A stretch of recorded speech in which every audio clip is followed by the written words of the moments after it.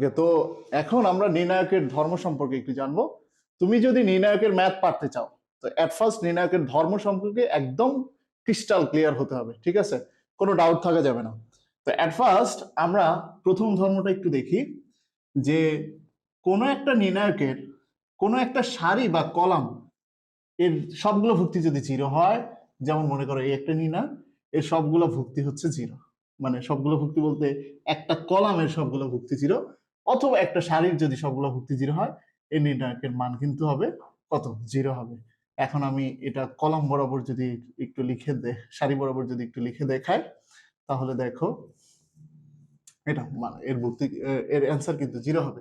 আচ্ছা, 2 নাম্বার, যদি কোনো নির্ণায়ক এরকম থাকে যে মনে করো প্রথম কলামে আছে এটা, দ্বিতীয় কলামে একই ভুক্তি আছে, তাহলে ওই নির্ণায়কের মান কিন্তু জিরো হবে।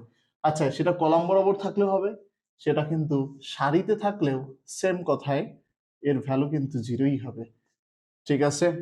দেন আরেকটা আমরা দেখবো এক্সাম্পল। দেখো মনে করো 1 2 3 আছে, এখানে আছে 2 4 6। হ্যাঁ, অর্থাৎ এখানে কি বোঝা যাচ্ছে? এখানে মনে হচ্ছে যে প্রথম যে উপাদানগুলো আছে প্রথম কলামের, সেই উপাদানগুলোকে কি কোনো একটা সংখ্যা দ্বারা গুণ করে দ্বিতীয় কলামটা তৈরি করা হয়েছে। অর্থাৎ তুমি যদি দেখো যে কোনো কলামের উপাদানকে একটা সংখ্যা দ্বারা গুণ করে অন্য একটা কলাম বানানো হয়েছে, অথবা কোনো একটা সারির উপাদানকে গুণ করে নতুন একটা সারি তৈরি করা হয়েছে, এমন যদি তোমার মনে হয়, তাহলে এটার মানও জিরো হবে, ঠিক আছে? এই নির্ণায়কটার মানও জিরো হবে। তো জিরো হয় এই 3 ক্ষেত্রে, আশা করি আমরা বুঝতে পারছি। এখন 4 নম্বর ধর্মটাতে আসি। 4 নম্বর ধর্মটা হচ্ছে এইরকম যে যদি তুমি দেখো একটা নির্ণায়ক এইভাবে লেখা আছে, মনে করো 7 8 9, এখন এই নির্ণায়ককে তুমি কি করবে? ট্রান্সপোজ করো। নির্ণায়ককে ট্রান্সপোজ করলে নির্ণায়কের ভ্যালু চেঞ্জ হয় না, নির্ণায়কের ভ্যালু সেম থাকে। অর্থাৎ দেখো এটাকে ট্রান্সপোজ করলে কি আসে? 1 2 3 এইভাবে লেখা আছে একটা সারিতে, এটাকে আমরা ট্রান্সপোজ করলে কি কিসে লিখতে হবে? কলামে লিখতে হবে। এটা সারিতে লেখা আছে, এটাকে কলামে লিখতে হবে, এটাকেও কলামে লিখতে হবে। এখন দেখো এই যে ট্রান্সপোজ করে যে ভ্যালুটা তোমার আসলো, অর্থাৎ নির্ণায়কটা আসলো, এর যে ভ্যালু আসবে আর প্রথম নির্ণায়কের যে ভ্যালু আসবে, ভ্যালু দুইটা সেম আসবে। অর্থাৎ নির্ণায়ককে ট্রান্সপোজ করলে এর মানের কোনো পরিবর্তন হয় না, এ ট্রান্সপোজ ইকুয়াল টু এই থাকে। এখন আসো 5 নাম্বার ধর্মে।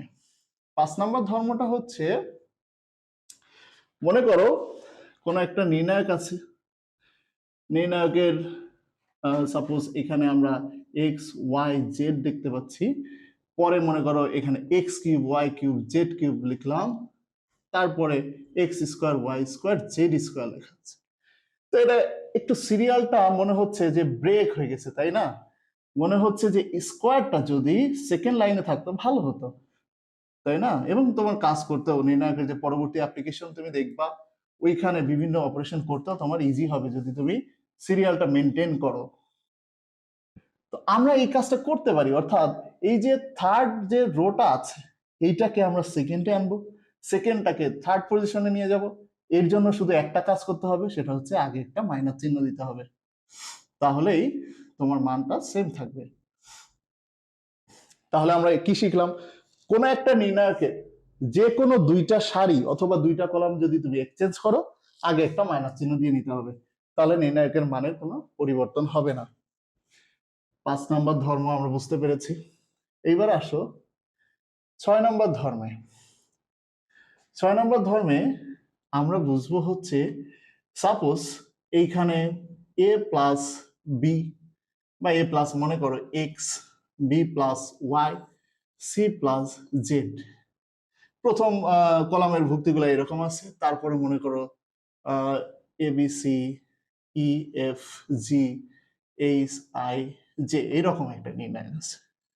এখন তোমার নির্ণায়কের যদি কোনো কলামে বা সারিতে, হ্যাঁ, একের অধিক উপাদান এইভাবে যদি যোগ আকারে থাকে, তাহলে তুমি কি করতে পারো, এই তিনটা উপাদান নিয়ে আলাদা করে একটা নতুন নির্ণায়ক তৈরি করতে পারো। অর্থাৎ একটা নির্ণায়ককে ভেঙে দুইটা নির্ণায়ক তুমি বানাইতে পারো। সেটা কিভাবে? প্রথম ভুক্তিগুলা নিয়ে তুমি এইভাবে কলাম সাজাইলে, এটাকে প্রথম কলাম বানাইলা, তারপরে এই পরের গুলো যা আছে যেমন আছে তেমনই থাকবে। তারপর এদের মাঝে কি চিহ্ন আছে? এদের মাঝে প্লাস থাকতে পারে, মাইনাস থাকতে পারে, কোনো সমস্যা নাই, যে চিহ্নটা থাকবে সেই চিহ্নটা এখানে দিয়ে দিবা।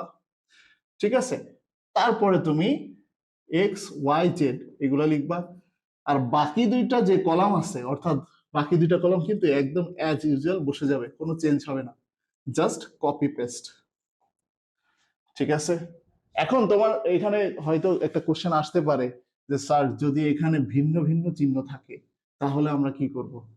তো ভিন্ন ভিন্ন চিহ্ন থাকলে, মনে করো এখানে এরকম আছে, এইরকম আছে, তাহলে তুমি কি করবে? তাহলে তুমি এখানে প্লাস চিহ্ন দিয়ে এই মাইনাসটা এখানে দিয়ে দাও, তাহলেই কাজ শেষ। ঠিক আছে? অর্থাৎ যদি এরকম একের অধিক উপাদান একটা কলাম বা সারিতে যোগ আকারে থাকে, তুমি দুইটা নির্ণায়ককে আলাদা করে ফেলতে পারবা। ঠিক আছে? অর্থাৎ এটাকে দুইটা নির্ণায়কে ট্রান্সফর্ম করে ফেলতে পারবা। ঠিক আছে? আশা করি জিনিসটা আমরা বুঝতে পারছি। দেন 7 নম্বর ধর্মটা। আচ্ছা, মনে করো একটা সংখ্যা গুণ আকারে আছে কোনো নির্ণায়কের সামনে। এই একটা সংখ্যা গুণ আকারে আছে। এখন এই সংখ্যাকে আমি ম্যাট্রিক্সের মতো কি প্রত্যেকটা ভুক্তিতে গুণ করে দিব? না, তা হবে না। তা পসিবল না নির্ণায়কের ক্ষেত্রে? নির্ণায়কের ক্ষেত্রে কি পসিবল? এই সংখ্যাকে তুমি যে কোনো একটা কলামে অথবা যে কোনো একটা সারিতে গুণ করতে পারবা, এছাড়া গুণ করতে পারবা না। তো দেখো, আমরা মনে করো এম কে প্রথম কলামে গুণ করব, তাহলে গুণ করতে পারি M A, M B, M C, E F G H I J, এইভাবে আমরা গুণটা করতে পারবো। ঠিক আছে? এখন আসো 8 নম্বর ধর্মটা দেখি। 8 নম্বর ধর্মে আমরা দেখব, মনে করো এখানে একটা নির্ণায়ক আছে, সাপোজ এখানে কি আছে, মনে করো A B C, M A, M B, M C, E F G আছে। তো তোমার মনে হচ্ছে যে আমার হচ্ছে এই প্রথম কলামকে কিছু দ্বারা গুণ করতে হবে, এমন যদি প্রয়োজন হয়, ঠিক আছে, যে প্রথম কলামকে কিছু একটা গুণ করতে হবে, তাহলে এমন প্রয়োজনীয়তা অনুভব করলে তুমি কি করতে পারো? প্রথম কলামকে কিছু দিয়ে গুণ করতে পারবা, তবে সেটা আগে ভাগ আকারে লিখে নিতে হবে। যেমন আমি এম দিয়ে গুণ করতে চাই প্রথম কলামকে, তাহলে এই দুইটা কলাম পাশাপাশি সেম হবে, তাহলে এর মান 0 হবে। এমনিতেও এর মান 0ই, কিন্তু তারপরেও আমি সেম বানায় 0 লিখতে চাচ্ছি, তাহলে তুমি কি করবা? এম এইখানে ভাগ আকারে দিয়ে রাখবা, তারপরে এম দিয়ে ভেতরেরটাকে গুণ করে দিবা। ঠিক আছে? M A, M B, M C, M A, M B, M C, E F G, তখন এর মান 0। ঠিক আছে? তো আশা করি এই ধর্মটাও আমরা ক্লিয়ার। 8 নম্বর ধর্ম।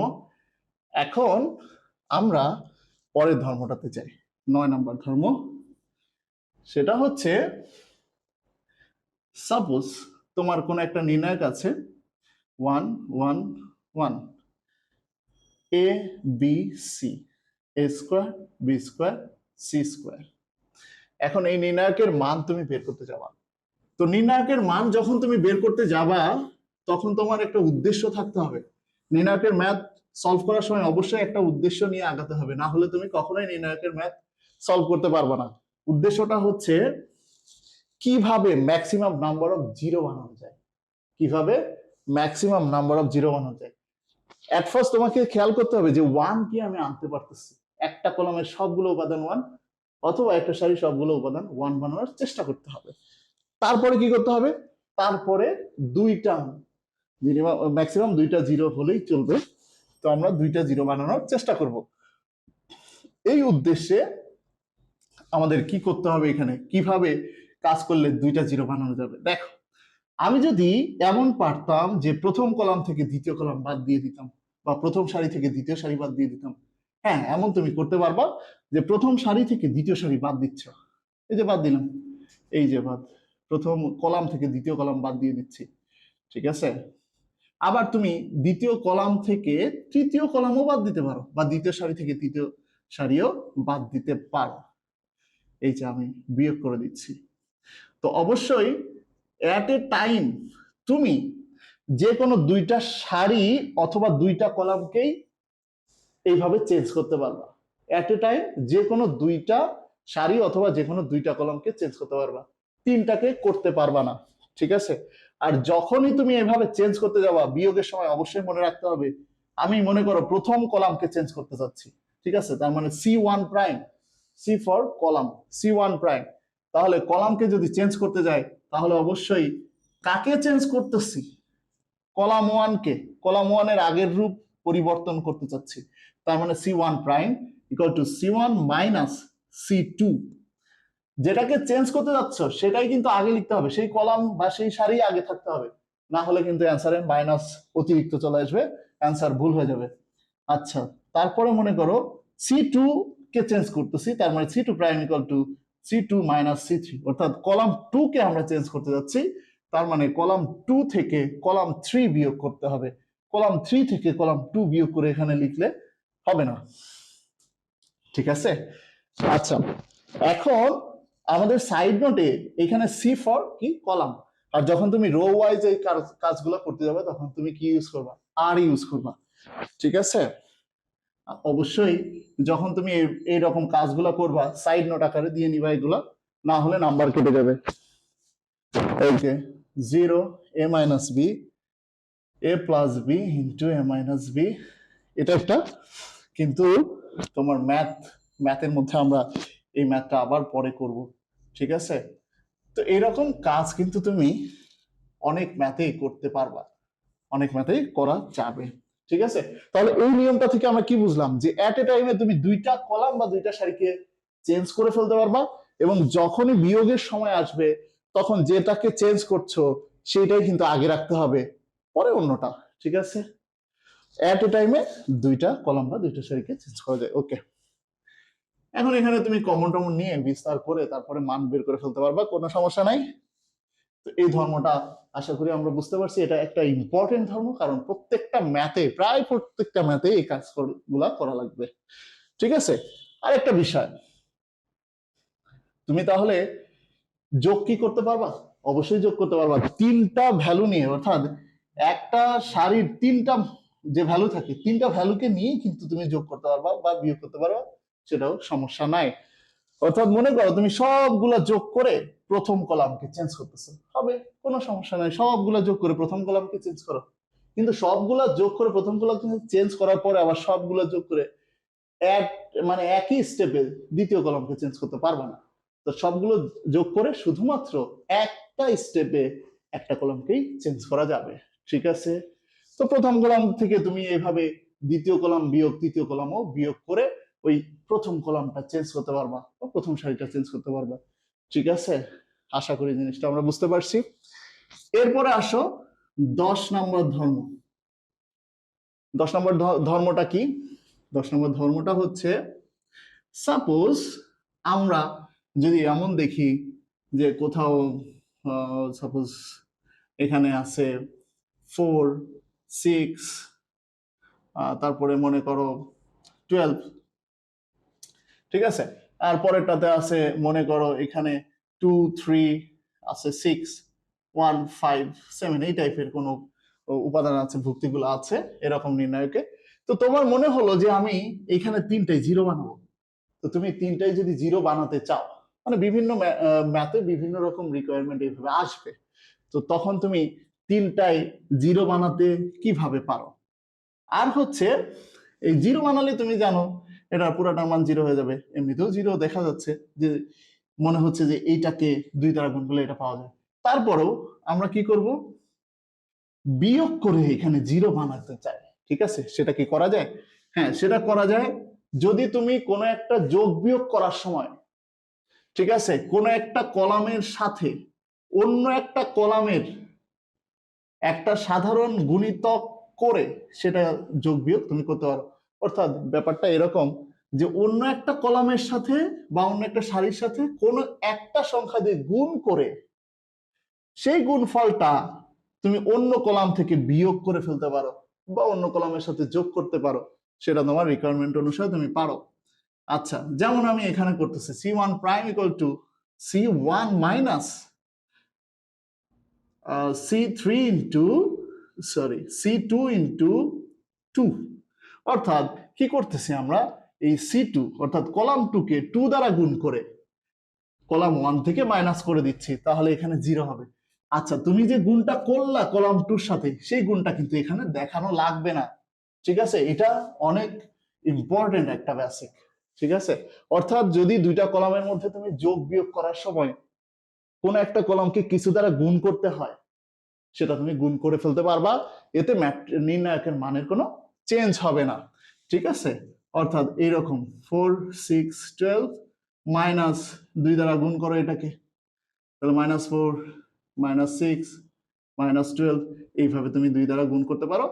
সেই গুণটা কিন্তু এখানে দেখানো লাগবে না, বা এইখানে 1 বাই আকারেও 2 দেয়া লাগবে না, যেটা আমরা আগে করেছিলাম। যাই হোক, এই হচ্ছে আমাদের ইম্পর্টেন্ট একটা ধর্ম, ঠিক আছে? এই টাইপের কাজ অনেক ম্যাথে করা লাগে, আশা করি তোমাদের মনে থাকবে। তো নির্ণায়কের ধর্ম এই পর্যন্তই। নির্ণায়কের ধর্ম যদি তোমার ক্লিয়ার হয়ে থাকে, তাহলে আমি বলবো যে নির্ণায়কের সমস্ত বেসিক শেষ। এখন আমাদের টাইম আমরা ম্যাথ করব। তো আজকের ভিডিওতে আমরা এই পর্যন্তই, বেসিক পর্যন্তই থাকবো। নেক্সট ভিডিওতে আমরা ম্যাথ করব আশা করি। তো সবাইকে আজকের মতো এই পর্যন্তই, সবাইকে ধন্যবাদ। নেক্সট ভিডিওতে আবার দেখা হবে। Thank you.